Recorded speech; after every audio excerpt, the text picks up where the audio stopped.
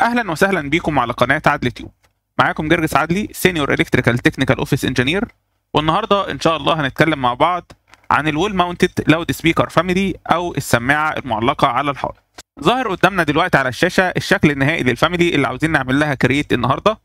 اللي على الشمال ده ال 2 دي ريبريزنتيشن الخاص بالفاميلي، اما اللي على اليمين هو ال 3 دي سيمبل الخاص بالفاميلي. تعالوا مع بعض نشوف ابعاد الفاميلي من الداتا شيت، بعدها نشوف ازاي هنقدر نعمل لها كرييت خطوه بخطوه من خلال برنامج الريفت. معانا دلوقتي داتا شيت خاص بالسماعات الوول ماونتد من انتاج شركه هانويل. زي ما احنا شايفين كده ده شكل السماعه اللي احنا عاوزين نرسمها، والخامه الخاصه بالسماعه دي او الهاوسنج بتاعها بيكون مصنوع من الالومنيوم. لو نزلنا شويه كده لتحت هنلاقيه كاتب لنا الدايمنشن الخاصه بالسماعه. زي ما احنا شايفين كده الدايمنشن 165 مللي في 150 مللي في 344 مللي. وعشان نعرف تفاصيل اكتر عن شكل السماعه هننزل تحت على ال 3 فيو دياجرام اللي هو رسمه لنا. ده كده شكل السماعه اللي احنا عاوزين نرسمها النهارده، وهنتعلم واحده واحده مع بعض ازاي نقدر نرسم الشكل ده. زي ما احنا متعودين انا بحب اوريك شكل الفاميلي اللي احنا محتاجين نوصل لها في النهايه. بحب انك انت تشوف شكل البرودكت النهائي في البدايه بحيث تبقى عارف اللي احنا عاوزين نوصل له من بدايه الفيديو. فانا النهايه عاوز اوصل لايه؟ عاوز اوصل لسماعه تبقى بالشكل ده. ده الشكل بتاعها في ال 2 دي ريبريزنتيشن. السماعه دي هتكون هوستد على الوول زي ما انت شايف كده، والسماعه في ال 3 دي هيكون شكلها الشكل ده. هنعمل لها قاعده كده بحيث ان هي تبقى هوستد بالقاعده دي على الحائط، وهنعمل الفاميلي دي بارامتريك بحيث ان انا اقدر اغير في الطول والعرض بتاعها من خلال البارامترز الخاصه بالسماعه. وده شكل السماعه كده لو انا خليت الفيجوال ستايل بتاعي يكون شيدد. لو انا خليت الشكل بتاعي رياليستيك هيبقى الشكل بتاعها بالشكل ده. فده كده الشكل النهائي للفاميلي. تعالوا نشوف مع بعض ازاي قدرنا نرسم الفاميلي بالشكل ده. علشان نرسم الفاميلي دي هنيجي هنا كده من فايل، نضغط على نيو فاميلي وندخل على انجلش، وهنختار متريك جينيريك موديل فيز بيست لان الفاميلي بتاعتنا دي فاميلي هوستد. اللي ظاهر قدامنا حاليا كده واللي احنا شايفينه في الصوره ده الهوست بتاع الفاميلي اللي هو في الحاله بتاعتنا دي بيمثل الوول. اول حاجه هرسمها في الفاميلي هيكون هي القاعده دي اللي هي بتمثل زي باليتا كده بتبقى موجوده على الحيطه وبتتثبت بمسامير في الحيطه. عشان نرسم القاعده دي هندخل على كرييت اكستروجن ونختار بيك لاينز. الابعاد بتاعه القاعده دي 82 مللي في 52 مللي، فنص ال 82 41. هضغط كده على بيك لاينز وهاجي هنا كده 41 وهاخد اوفست من الخط اللي في النص ده يمينه وشماله. بعد كده هاجي اعمل البعد الاخر اللي هو الارتفاع نص ال 52 26. اكتب كده 26 وهاجي اعمل خط من تحت وخط من فوق، وبعدين من خلال امر تريم اقفل الشكل واضغط على علامه الصح عشان اقفل الاكستروجن. هروح على باك عشان اظبط الارتفاع بتاعه. هفترض هنا ان التخانه بتاعه الباليتا دي 1 سم، فهاجي كده اعمل كرييت للريفرنس بلان الاختصار ار بي. هعمل بيك لاينز واكتب 10 مللي اللي هي 1 سم، وهاخد اوفست وهربط كده الاكستروجن بتاعي بالريفرنس بلان ده. بكده اكون عملت اول خطوه وهي رسم القاعده او الباليتا الخاصه بالسماعه. تاني حاجه عاوزين نرسم الماسوره اللي هي موجوده فوق الباليتا دي. هنرسمها برضو على اساس انها اكستروجن. هنختار كرييت اكستروجن ونختار هنا الدايره دي، ونيجي كده من هنا من النص ونرسم دايره. هنقف بعد كده على الدايره دي ونخلي نص القطر بتاعها 20. يعني هو ال 20 كبير شويه ممكن نصغره. انا اعتقد لو خليناه 10 ممكن يبقى مناسب. يعني ال10 كويس ما فيهوش مشاكل. وهي طبعا يعني طالما انت التخانه عندك مش موجوده فانت بتكتب حاجه تقديريه، فانا هسيبها كده واشوف شكلها بعدين في ال 3 دي. وهضغط هنا على علامه الصح اروح للباك عشان اظبط الابعاد بتاعتها. انا عندي هنا الارتفاع من اول القاعده لحد نهايه الماسوره 146 مللي، فهعمل كده ريفرنس بلان ار بي وهكتب كده 146 وهاخد الاوفست بتاعي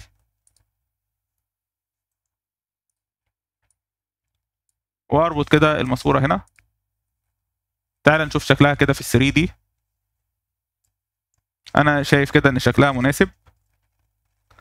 كده محتاجين نرسم الجسم بتاع السماعه نفسه. هندخل مره تانية كده على الريفرنس ليفل اللي هو تحت الفلور بلان، ونبدا نشوف ابعاد السماعه اللي احنا هنرسمها. من خلال الداتا شيت الخاص بالسماعه هنلاحظ ان الابعاد بتاعه السماعه كانت 165 مللي في الارتفاع بتاعها اللي هو 344 مللي، فمحتاجين نرسم ريفرنس بلانز في البدايه بالابعاد دي. فهنكتب كده ار بي اللي هي اختصار ريفرنس بلان، ونيجي نكتب هنا في الاوفست 82 ونص اللي هي نص ال 165. عملنا تو ريفرنس بلان. بعد كده هنكتب هنا 172 اللي هي نص ال 344 ونعمل كده تو ريفرنس بلان. بعد كده هندخل هنا على كرييت اكستروجن ونختار علامه المستطيل دي ونرسم المستطيل بتاعنا اللي هو بيمثل هنا السماعه، وهنقفل الاربع اقفال دول ونضغط على علامه الصح دي. بعد كده تعالى هنا ندخل على الباك ونسحب الاكستروجن. هنخلي بدايته هنا مع نهايه الماسوره دي. محتاجين نخلي الدبس بتاع السماعه اللي هو 150 مللي، 150 مللي، فهنيجي كده نكتب او نعمل ريفرنس بلان وناخد الاوفست بتاعه اللي هو 150 مللي، هناخده من الريفرنس بلان ده ونربط كده على الاكستروجن ده بالريفرنس بلان ده. محتاجين نعمل البارامترز الخاصه بالسماعه، فهنيجي كده هنا نرسم الدايمنشن ده وهنقف على الدايمنشن ونخليه سبيكر ديبس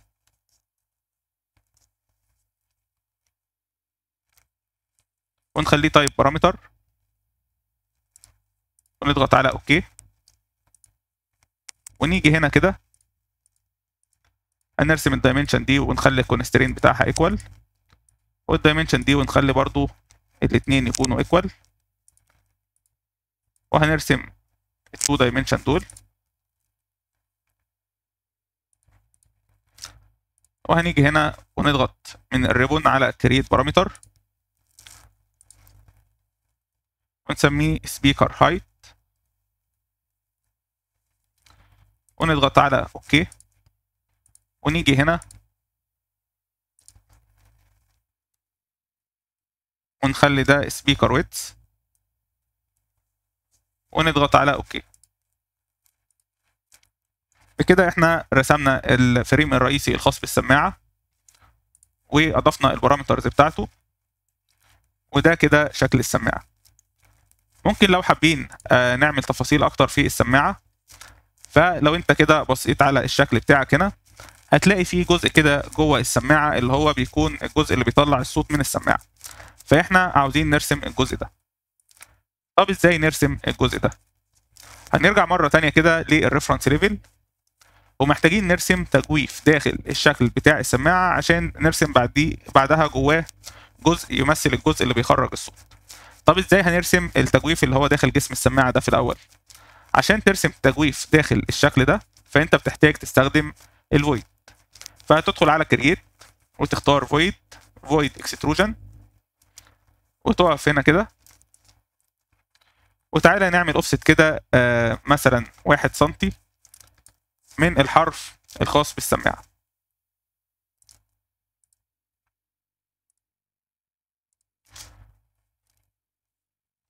وهنضغط على علامه الصح دي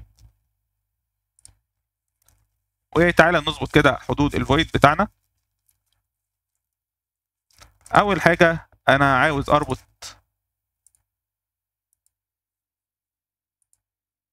الفويد مع ابعاد السماعه. طب انا بعمل كده ليه؟ عشان لو غيرت في الطول او العرض بتاع السماعه الفويد يكبر ويصغر معاها.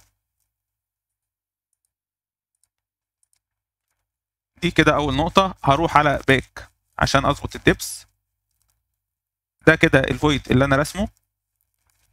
لو انت بصيت كده على الريبون هتلاقي اسمه فويد اكستروجن. طب انا عاوز الفويد ده تبقى حدوده ايه؟ انا عاوز الفويد ده اعلى نقطة فيه تبقى جاية هنا مع وش السماعة، واقل نقطة فيه ممكن تيجي هنا كده فوق الاكستروجن ده بشوية، وبرضه نربط البعد ده.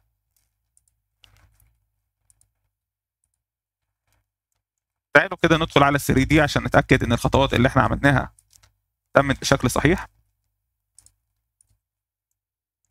زي ما احنا شايفين كده احنا عندنا اكستروجن مجوف من الداخل باستخدام الفويد اللي احنا عملناه. طب عاوزين نجرب الكلام ده. تعالى كده ندخل هنا من فاميلي تايبس. خلاص كده الصورة دي انا مش محتاجها في حاجة، ممكن اقفلها. دي البارامترز اهي. البارامتر بتاعي كان 150، هخليه كده مثلا 170 وهضغط على ابلاي. هلاحظ الارتفاع زاد، هرجعه تاني ل 150. تعالى نغير الارتفاع بتاع السماعة، هنخليه 500 ونضغط على ابلاي. هنلاحظ السماعة فعلا الابعاد بتاعتها اتغيرت والاكستروجن مربوط بيها. هنرجعها مرة تانية. هنيجي بعدها الويتس اهو بتاع السماعة اللي هو ال 165، خلينا نخليه 100 مثلا و80 عشان يظهر اكتر. فعلا الويتس زاد. هرجعه مرة تانية اهو ال 165 وهضغط على اوكي. بكده انا عملت التجويف واضفت البارامترز بشكل صحيح. فاضل لي كده ان انا محتاج ارسم الجزء اللي هو بيطلع الصوت داخل السماعة. تعالوا نشوف مع بعض هنرسمه ازاي. نفس الفكرة، هندخل على create extrusion back lines ونختار الحدود الداخلية للسماعة وهنضغط على finish. بعدين نروح على back ونربط هنا وش الاكستروجن بتاعنا بأعلى نقطة في السماعة والبوتوم بتاعه مع نهاية التجويف بتاع الفويد. تعالى كده نشوف الشكل في ال 3 دي. هنلاقي الشكل مظبوط اهو، ما فيهوش اي مشكله. هنحتاج كده كده احنا انتهينا خلاص من رسم الشكل ك 3 دي. هنحتاج نضيف الماتيريال الخاصه بالسماعه ونظبط الالوان عشان يكون الشكل واضح عندنا. فاول حاجه كده تعالى نقف على القاعده دي، نغير الماتيريال بتاعتها من على الشمال من بروبرتيز في كلمه ماتيريال وفي جنبها هنا باي كاتيجوري. لو وقفنا عليها هيبقى في 3 نقط صغيرين. هنيجي من هنا هنضغط على create new material ونعمل لها رينيم وممكن نسميها مثلا speaker base.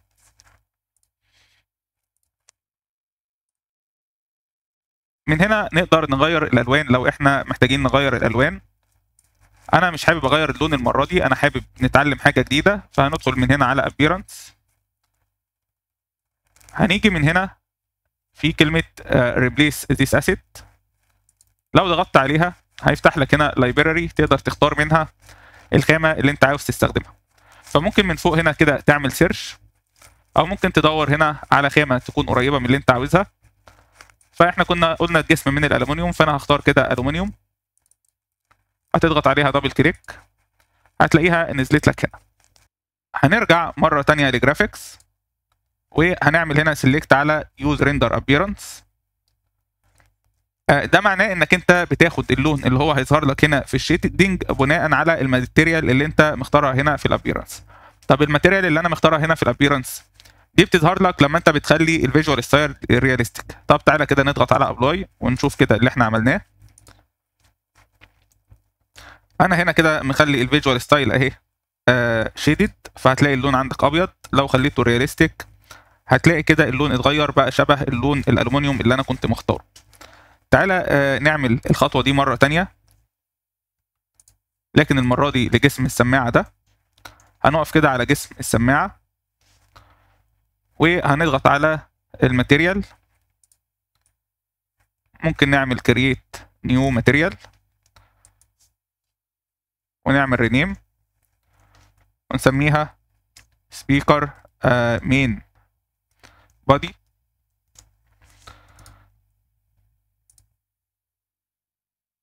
هي نفس الفكرة، هنضغط هنا على replace material وهيفتح لك هنا كل الماتيريالز الموجودة. ممكن نختار نوع تاني من الماتيريال. في عندنا هنا اهو ألومنيوم. احنا المرة اللي فاتت كنا اخترنا الألومنيوم فلات على ما أذكر. احنا ممكن بقى المرة دي مثلا نختار الألومنيوم بوليشت. هنضغط عليها دبل كليك، هتلاقيها ظهرت لك هنا بالشكل ده. لو انت عاوز مثلا تخلي الشكل اهو سفير هيظهر لك اهو سفير من هنا. هنا الريندر سيتنج، لو انت ضغطت على برودكشن كواليتي زي ما انت شايف كده هتلاحظ ان في تغيير بسيط بيظهر. هنا الانفايرمنت، بص لو انت ضغطت على ورم لايت هتلاقي الشكل بتاع اللمعان نفسه بيتغير. نيجي هنا نرجع مرة تانية على جرافيكس ونضغط على مربع اللي هو يوز ريندر ابيرنس ونضغط على ابلاي ثم اوكي. ده جسم السماعة كده اهو. لو انت اخترت رياليستيك هتلاقيه ظهر عندك هنا باللون ده اللي هو اللون الاسود. ده طبعا يعني بناء على شكل المادة اللي انت اخترتها في الريندر. لو مش عاجبك تعالى نغيره مع بعض. هندخل على appearance replace. ممكن نختار ألومنيوم دارك. هنلاقيه هنا اتغير اهو وبقى عندنا النيم ألومنيوم دارك وهنضغط على اوكي. هنلاقي الشكل هنا بتاعنا اتغير اهو. لو انت اخترت ده كده في الرياليستيك وفي الشيدد اهو الشكل بتاعك هيكون ظاهر بالشكل ده. ده كده الفرق اهو بين الرياليستيك وبين الشيدد. هنا الماسورة دي ممكن نديها اي ماتيريال فيهم. خلينا نديها السبيكر بيز. فاضل لنا كده الواجهة الرئيسية اللي هي بتاعت السماعة او الجزء اللي بيطلع الصوت. هندخل هنا من ماتيريال، هنعمل ماتيريال جديدة.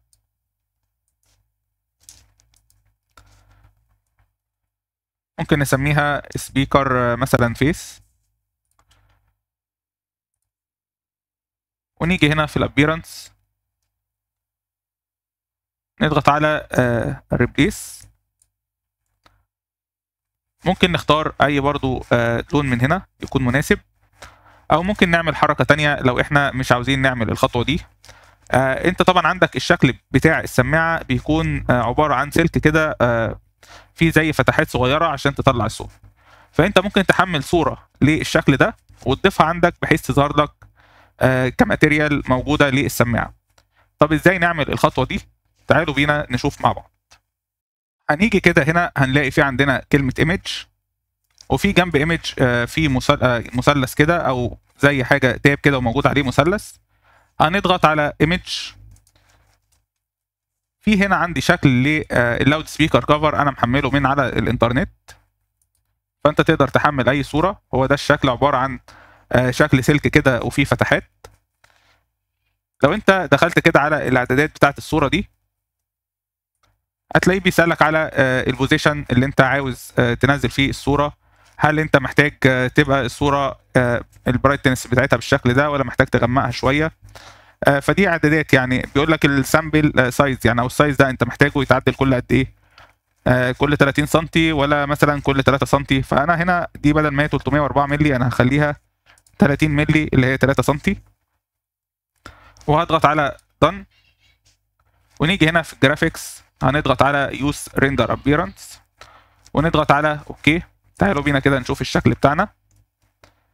ده كده الشكل في حالة الشيدد. لو انت خليتها رياليستيك هتظهر لك بالشكل ده. طبعا انا يعني مجرد بس بشرح لك الفكرة. انت طبعا ممكن تغير بقى في الماتيريال زي ما انت عاوز. محتاجين نغير الشكل بتاع السماعه دي. كده احنا انتهينا من رسم كل التفاصيل الخاصه بالسماعه في ال 3 دي. محتاجين زي ما انت شايف كده الفاميلي بتاعت السماعه لزير الجينيريك موديل، فاحنا محتاجين نفهم الريفت ان دي سماعه. هنعمل كده ازاي؟ بتدخل على الفاميلي كاتيجوري وتخلي الكاتيجوري بتاعتك تبقى كوميونيكيشن ديفايسز، وهنضغط على اوكي. محتاجين نضيف الكونكتور.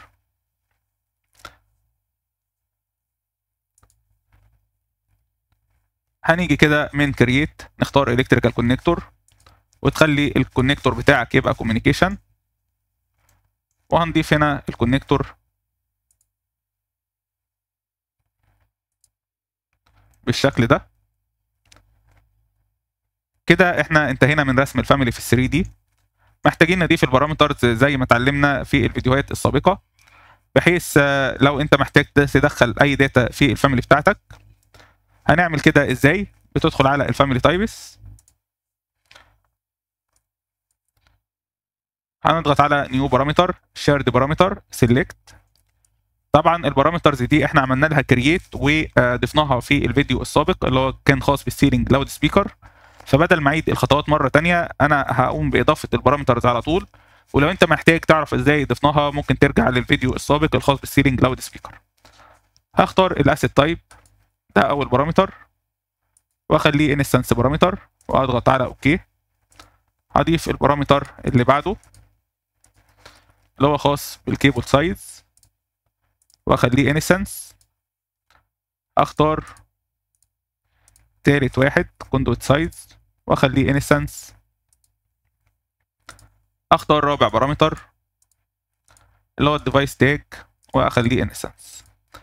بكده انا ضفت كل البارامترز بتاعتي في الفاميلي. اضغط على ابلاي ثم اوكي. كده فاضل لي خطوه وحيده فقط في الفاميلي، هي عمل ال 2 دي ريبريزنتيشن اللي هو المفروض يظهر عندي في الشكل ال 2 دي. تعالوا بينا نشوف مع بعض ازاي نقدر نعمل الخطوات الخاصه بال 2 دي ريبريزنتيشن.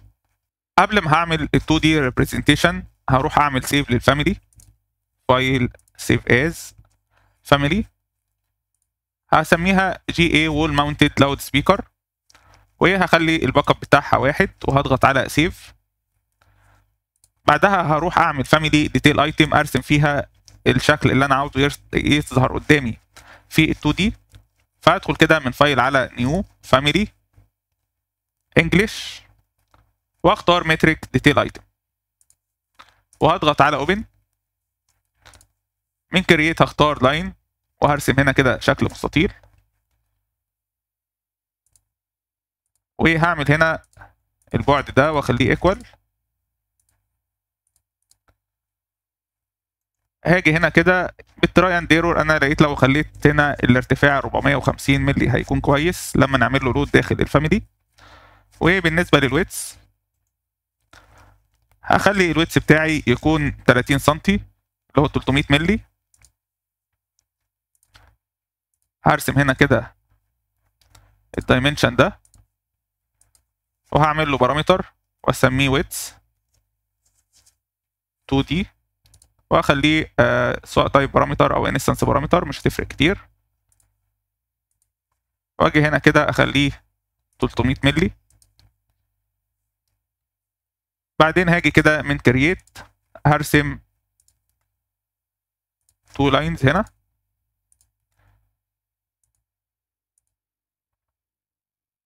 بعد كده هاجي ارسم الشكل اللي هو كان فوق. هخلي ارتفاع الشكل ده يكون 15 سم اللي هو 150 مللي.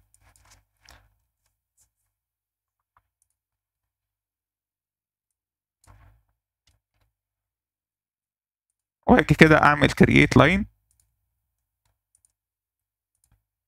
وارسم الخطين دول وهمسح الخط اللي في النص وهروح اعمل سيف للفاميلي دي. اعتقد بس انا ممكن احتاج اصغر الجزء ده شويه او اكبر الجزء ده شويه عشان بس يبقى الشكل مناسب مع بعضه.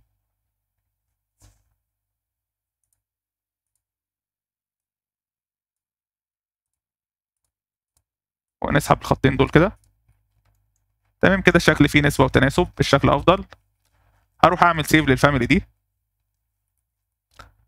فايل save as family واسميها loud speaker 2D.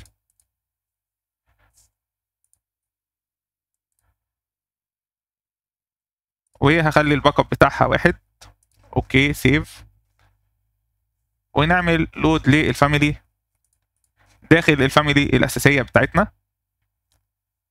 طبعا انا مش هعمل الفاميلي بتاعتي، انا مش عاوزها تظهر هنا. امال انا عاوزها تظهر فين؟ انا عاوزها تظهر في الباك، فهدخل هنا على باك. طب الفاميلي هجيبها منين؟ من البروجكت براوزر.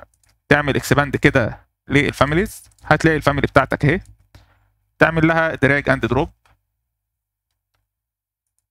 وتضغط سبيس عشان تلف الفاميلي، وتجيب الفاميلي هنا كده في اللوكيشن بتاعها. كده احنا عملنا الفاميلي ال 2 دي. انا مش محتاج هنا الفاميلي دي في حاجه، ممكن اقفلها الفاميلي 2 دي. محتاج بس اخلي دلوقتي الشكل ال 3 دي ما يظهرش معايا في البلان، ويظهر معايا الشكل ال 2 دي بس. فاعمل كده ازاي؟ هعمل سيلكت على الكومبوننت بتاعت الفاميلي واختار فلتر تشيك نون. بعد كده اختار الكوميونيكيشن ديفايسز، واجي هنا كده من الفيزابيليتي هضغط على ايديت. اشيل انهي علامه دلوقتي؟ هل اشيل الفرونت والباك ولا اشيل البلان والار سي بي؟ انا مش عاوزها تظهر في الباك بتاع الفاميلي، فهشيل كده الفرونت والباك وهسيب البلان والار سي بي وهضغط على اوكي. تعالى نعمل لها لود في المشروع، لود انتو بروجكت. هختار بليس اون فيرتيكال فيس واعمل لها انسيرت. دي كده شكل الفاميلي الجديده اللي انا رسمتها دلوقتي. دي شكل الفاميلي اللي احنا كنا شفناها في بدايه الحلقه. هتلاحظ هما تقريبا التو فاميليز واحد، مفيش اي اختلاف. تعالى كده نبص عليهم في 3 دي مع بعض. دي الفاميلي القديمه اللي كانت موجوده، دي الفاميلي الجديده. لو وقفت عليها وجيت هنا من البروبرتيز وخليت الاليفيشن فروم ليفل خليتها 2000، هتطلع عندك فوق اهي في نفس المكان. ده الشكل بتاع الفاميليز في في 3 دي في حاله ان احنا مخلين الفيجوال ستايل شيدد. لو خليت الفيجوال ستايل رياليستيك بيكون ده الشكل بتاعهم. هرجعها مره تانية شيدد. اجي هنا كده ده الشكل بتاعي في حاله الديتيل ليفل اللي هو ميديوم. لو خليته كورس هيظهر معايا نفس الشكل، لو خليته فاين هيظهر معايا نفس الشكل. هي الفاميلي دي طبعا احنا غيرنا فيها عن اللي احنا كنا بنعمله في الفاميلي بتاعه السيلينج لاود سبيكر، لما كنا بنقول عاوزين ال 3 دي يظهر في حاله الفاين وال 2 دي يظهر في حاله الكورس والميديوم. وبكده نكون اتعلمنا مع بعض ازاي نقدر نعمل الفاميلي الخاصه بالوول ماونتد لاود سبيكر. وان شاء الله في الفيديو الجاي هنتكلم عن فاميلي جديده وهي الاي او ال او الاند اوف لاين موديول. لو عجبك الفيديو ما تنساش تعمل له لايك وشير، واشترك في قناه عادل تيوب علشان يوصل لك كل الجديد في عالم الريفت والبيم. بشكركم على متابعتكم والى اللقاء.